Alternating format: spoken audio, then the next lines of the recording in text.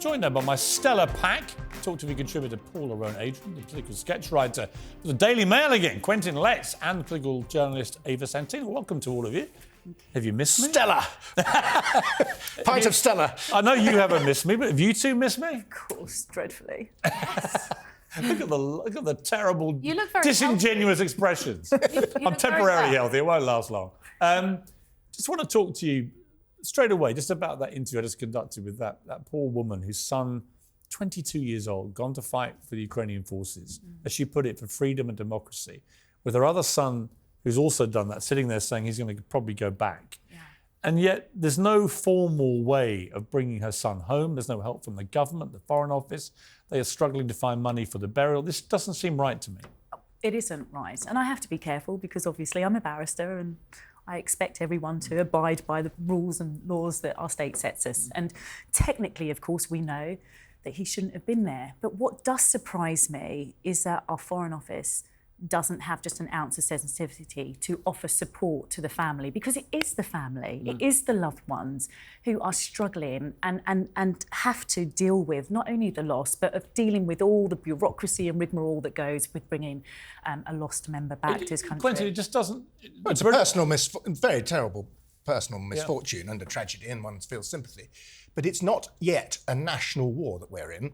And therefore, people who go out there and fight, Europeans who aren't part of the Ukrainian nation, then they're doing it at their own personal risk. They are, and I don't think they were contesting that part of it. Well, therefore, if you start then bringing them back and giving them military honours, that first of all politicises it in a very dangerous way.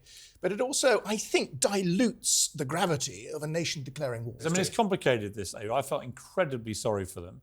I come from a family full of military people who served in war, and thank God we never had the call that she had to take, that her boy had died. He wasn't there officially in the British Armed Forces, because we're not there officially for that. But he did serve incredibly bravely for the Ukrainian forces that we are supporting with other military means in terms of equipment. But defensive, right? So if you start honouring British fighters who've gone on over there to contribute, then you've de facto got boots on the ground, haven't you? You've sort of put the British Army in there. Or is there a distinction to be made that it wasn't official? We can still recognise that somebody has lost their life fighting for freedom and democracy. I think this is really tricky because I don't want to sound like the evil witch in the corner, but I mean, you shouldn't have been there, and you've been told not to go there. It's extremely valiant he did, and I really feel for his mother. I can't imagine what she's going through. Yeah, she was a very impressive lady. Start dishing out honours to people who've travelled over to Ukraine. I mean, that just sounds like quite dangerous, actually. It's complicated. It'd be interesting to see what help we can get them. Let's turn to the other big interview that we did with Kwasi Kwarteng. So quite extraordinary. I do a whole monologue about the inability of public figures to say sorry when they genuinely get things horribly wrong that have consequences for a lot of people. Kwasi Kwarteng spectacularly got things wrong as Chancellor, which directly impacted on the finances of millions of British people, and still continues to. And yet, Quentin, for 20 minutes, having listened to the monologue, he still refused to say sorry. He wouldn't say the words.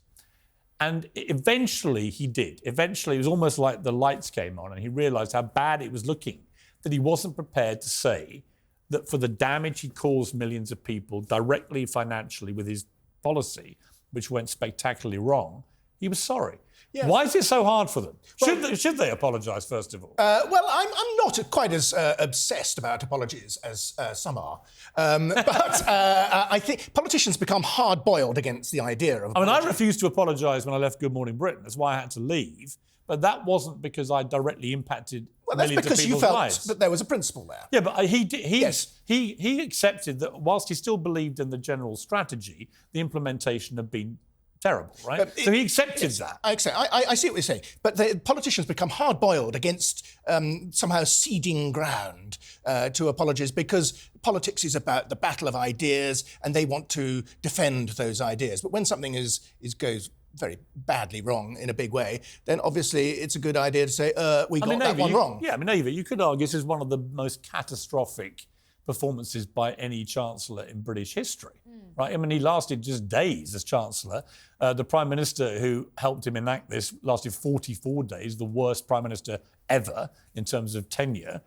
So why not just throw your hands up and actually just throw yourself at the mercy of the British people, who are very forgiving, actually, in my experience, and just say, we made a big mistake and we're sorry. Well, he can't be that sorry because he still took the £16,000 severance that's offered to cabinet ministers when they depart, right? So if he really was sorry, maybe he'd give that money over. It's probably about the amount that a lot of mortgage owners have lost off their mortgages or had wiped off because of him. I have to say, it took you 20 minutes to get that apology out of him.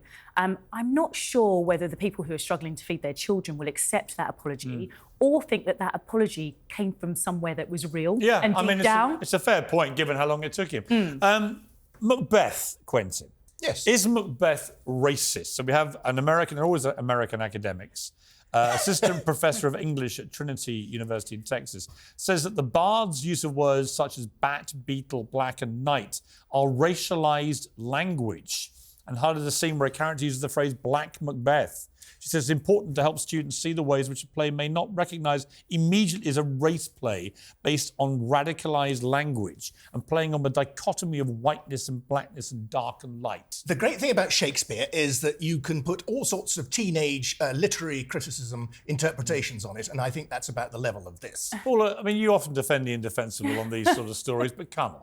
Macbeth racist for radicalised language. So I think old Shakespeare sitting there as a little covert racist.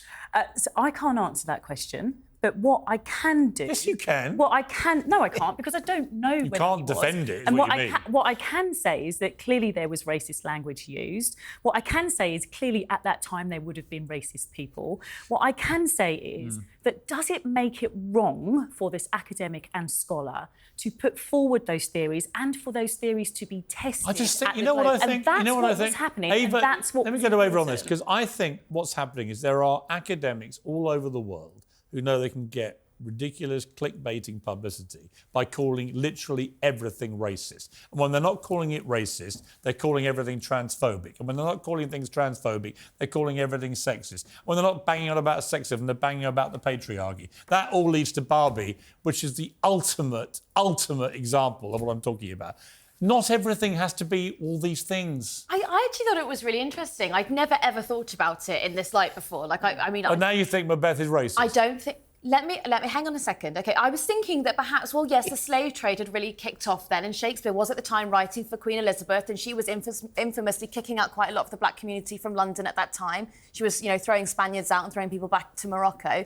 So perhaps there could be an element of Shakespeare's writing that was appealing to that side of Queen Elizabeth, who liked to paint herself white with lead and was quite obsessed with colour. Or perhaps Shakespeare wasn't racist. Oh, I'm not saying perhaps he just was one of the greatest people this country's ever produced. Isn't that the... And was a brilliant playwright and didn't actually have a racist bone in his body. But how do you know what about that old quaint theory? But how do you know that? How do you know he wasn't? But I don't. But what I'm saying is it's important for us to debate that. It's important for us to discuss it. And well done to the academic scholar for at least putting forward her theories. It was just a bit bigger than this. He was so limited. So much bigger.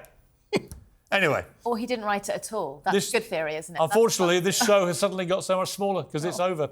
But thank you to my brilliant pack, as always. That's it from me. Whatever you're up to, keep it uncensored. Good night.